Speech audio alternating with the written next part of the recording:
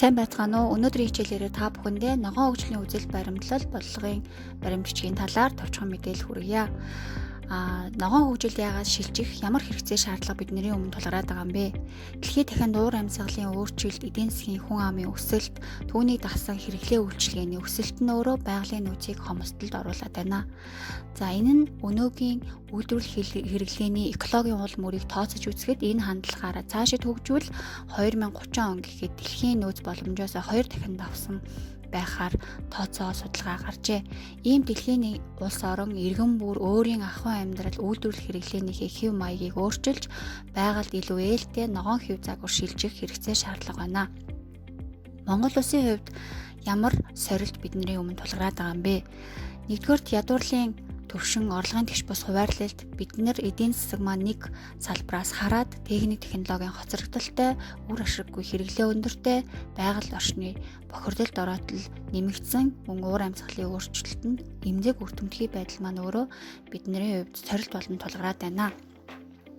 За энэ нь нөгөө талаараа бидэнд мөн ямар боломжууд байна гэхээр байгалийн унганд төрхөө харьцангуй хадгалсан байгаль орчны ариун баялаг нөөцтэй газар зүйн байршлын хувьд байгаль орчиндөө тосон зогсох чадвартай мөн эрт дээр үеэсээ уламжилт ирсэн уламжилт өв соёл ихтэй.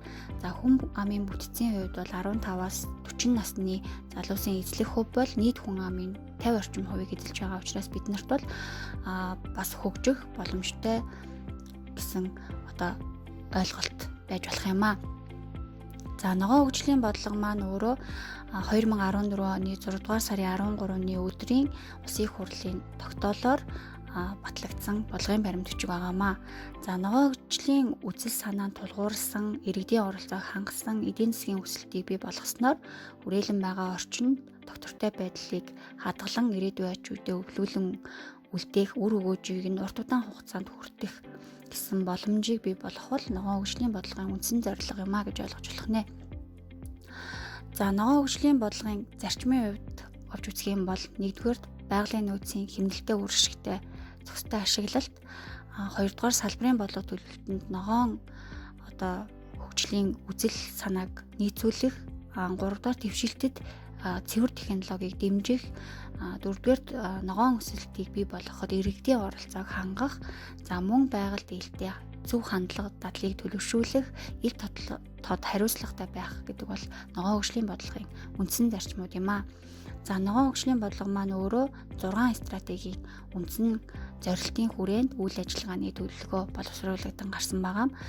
Нэгдүгээр байгалийн нөөцийн хэмнэлтэд хүлэмжийнхэн ялгарал багтай, хаягдал багтай үйлдвэрлэл хэрэглээг хөгжүүлэх, хоёрдугаар байгаль орчныг хамгаалах нөхөн сэргээх ажлыг эрчимжүүлэх, дороотлыг бууруулах, экосистемийн тэнцвэрт байдлыг хадгалах, за гуравдугаар ногоон эдийн засгийг дэмжих, урамшууллын бодлого, зөв хөшүүргүүдийг бий болгох, цэвэр технологиг дэмжих, за дөрөвдүгээр ногоон ажил эрхлэлтийг дэмжиж ядуурлыг бууруулах, тавдугаарт байгальд зохицсон үнс зүйлсийг хөгжүүлэх, хадгалах, хамгаалах, за 6-дугаарт уур амьсгалын өөрчлөлтийн бүс нутгийн байгалийн нөөц баялагийг сэргээх чадварт нийцүүлсэн хүн амын суурьшлыг хөгжүүлэхэд чиглэсэн ийм 6 стратегийн үндсэн зорилгын хүрээнд үйл ажиллагааны төлөвлөгөө хэрэгжээд явж байна.